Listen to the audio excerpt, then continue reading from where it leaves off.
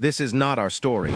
It was told to us by a friend, and we're sharing it because it didn't survive anywhere else. Our friend said it started innocently enough. They weren't looking for shortcuts. They weren't trying to game the system. They wanted to write a book and believed that guidance from people who had already figured it out would save time and mistakes. The publishing system they found promised structure, mentorship, and a proven path. The language was confident and polished. Success stories were everywhere, framed as inevitable outcomes of following the process. At first, everything felt legitimate.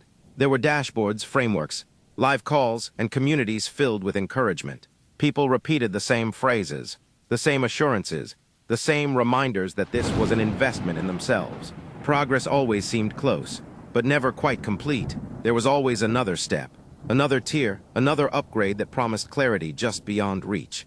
What our friend noticed later was that the focus was never really on readers, bookstores, or long-term publishing strategy. It was on commitment, on belief, on proving you were serious enough to keep going.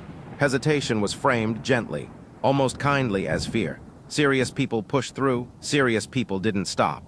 That's when our friend began noticing what they later described as the twins.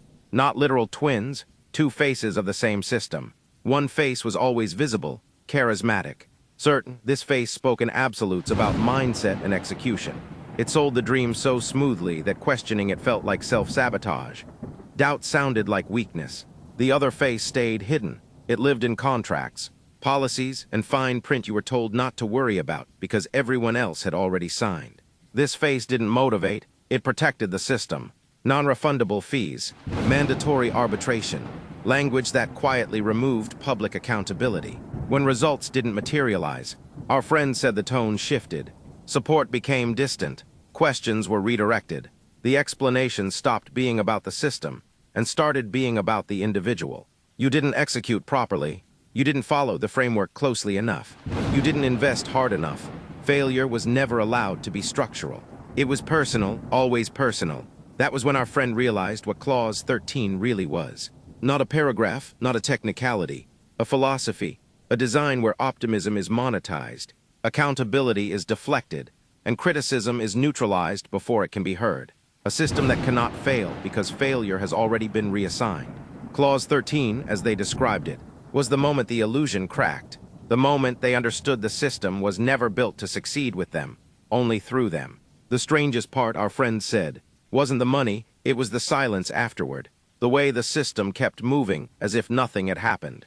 New testimonials appeared, new launches rolled out, new people were welcomed with the same urgency and confidence.